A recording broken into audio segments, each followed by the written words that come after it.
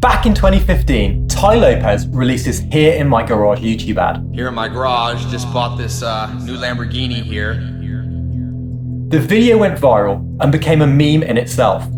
The video uses cognitive biases by basically linking success with building knowledge and learning from online courses. But what you might not realize is that this video opened the door to a ton of copycat online gurus who use copy and paste marketing tactics to target people wanting to make a change in their lives. If you've ever searched for personal development or entrepreneurship or how to make money online, chances are you've come across an online guru talking at you direct to camera and offering free webinars or training for their latest online course. All these online gurus use similar marketing tactics, and many of them are making millions and millions from promoting courses around get-rich-quick schemes and the latest fad like trading or crypto without being experts or actually offering any value. Now, I love online education and people should absolutely invest in themselves, and I've learned a crazy amount from online courses. The issue is that lots of these fake gurus push poor course content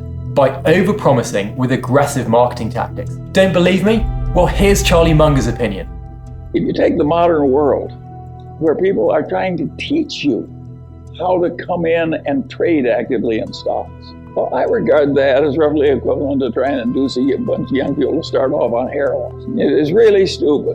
When you're already rich, to make your money by encouraging people to get rich by trading. I've already covered how you can use educational psychology to create an amazing online course that offers real value to people. Want to learn the system online gurus use to market their courses so you can use it for good?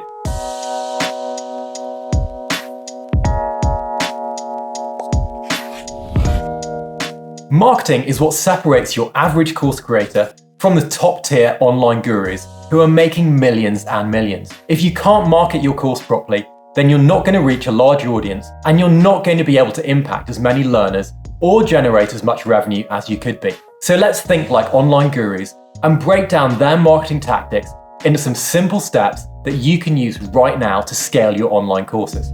So step one is to create your sales page first. The mistake that most course creators make is that they create their online course first rather than first creating a landing page.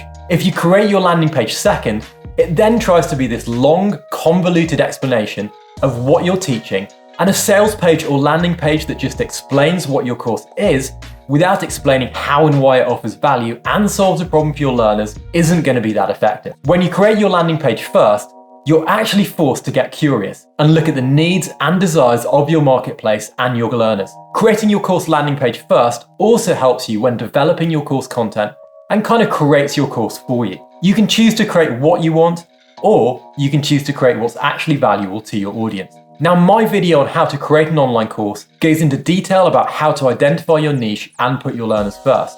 And it might surprise you, but you can actually sell your course before it's even finished. This is called pre-selling. Of course, you need to actually finish the course to deliver on the promise you made to your learners, but pre-selling is a powerful strategy for a few reasons. Firstly, if you build your sales page first and pre-sell your course, it helps you to stress test your concept and ensure you have product market fit. Second, it allows you to tailor the content to your learners as they go through the course, allowing you to create a better quality of course. And third and finally, it helps with your cash flow. This is a strategy that software companies have been using for decades called beta release or early access. The goal of pre-selling your course and building your landing page first is to get your course into the hands of learners early and get feedback and validate market demand. You can then run this as early access and offer reduced pricing or lifetime access to incentivize people to join as you're building it.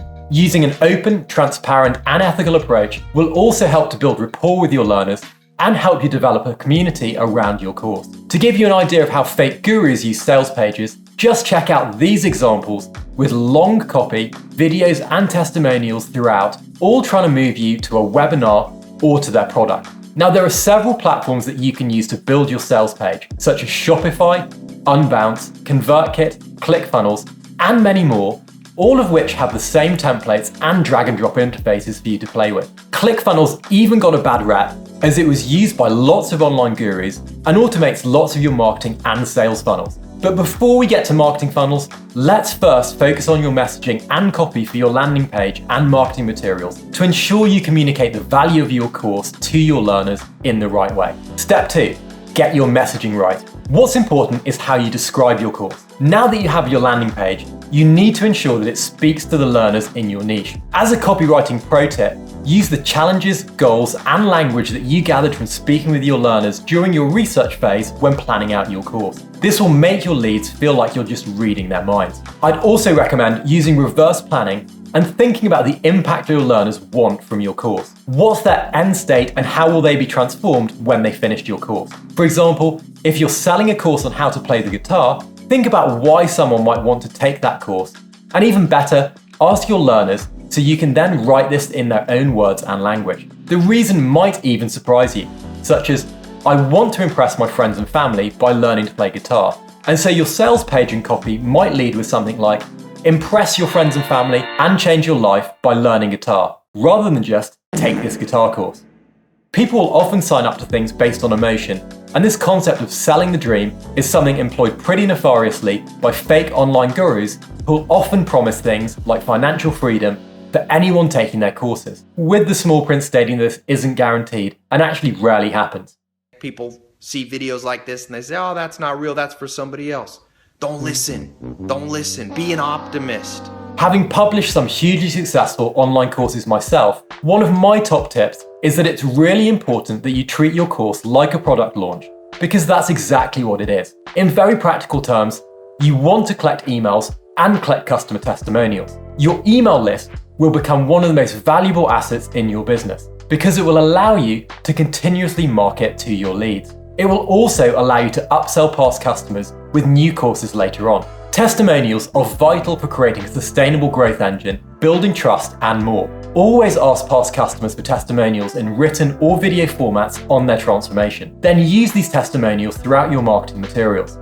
Step 3, paid video social ads. As we saw from Tai Lopez's In My Garage video, online gurus cut through the noise with videos that are promoted through YouTube, Instagram, Facebook, and pretty much anywhere that grab people's attention. Their messaging usually overpromises with things like generating passive income or graphs of their bank balance, or them talking to camera while surrounded by wealth. Now, you don't need to create a video that uses some of these dark marketing tactics that mislead people, but you do need to create a video that speaks to your learners and helps them to solve their problems. These paid videos are designed to hook people in and connect with learners at an emotional level using the messaging you've collected during your research. Things like testimonials work great here too, to show impact and convey that anyone can get similar results if they complete the course. Again, please make sure that these are genuine, as fake testimonials or exaggerated outcomes mislead people and aren't ethical. Step 4, offer value for free. After hooking your learner, you then want to offer up some value for free. This might be a free ebook, webinar, or live event. Offering valuable training or content for free helps to build trust with your audience and gives your learners an idea of your teaching style and whether your course meets their needs. Webinars are a really effective way to attract people. They're low cost and they come with high conversion rates, making them low risk and pretty high reward. You see, webinars can be incredibly effective, with the average conversion rate hovering around 20%. But what content should you put in your webinars? Well, online gurus will ask their listeners to switch off social media so that they can focus on the webinar, and will use cognitive biases to make them sound more relatable to their audience. They'll explain their backstory and how they started off just like you before they transformed their own lives. I'm not an actor, I'm not an actress, I'm not running around in a bikini, I don't have any athletic skills, I'm not Floyd Mayweather, I'm not Kevin Hart, I'm not a celeb, I'm not well known by the world, yet I raised $1/3 billion. They will also use customer testimonials to explain just how easy it is to transform your life, and they'll also qualify you by saying the course is only for people who put in the effort to remove any blame from themselves if the course doesn't actually change your life. If you're a cynic, if you're a pessimist, you don't need to click here. Don't worry about it. I don't need to talk to everybody. But if you're somebody who knows that there's something better, because the dream is possible. You know, for some of you watching, it's not necessarily a Lamborghini, maybe it's a new job, a new opportunity, starting your own company. Now, you don't need to go this far, but explaining who you are and who the course is designed for is a great place to start. Be transparent and explain why you're creating this course, and you can also use some actual testimonials from people you know who've been through your early mini course or MVP. You can even deliver some course content for free. Actual practical content is the most helpful rather than less helpful filler content pushed by online gurus. So after you spend the first 80% of your webinar delivering free value, you can then ask some key questions of your audience. Did you actually find this valuable?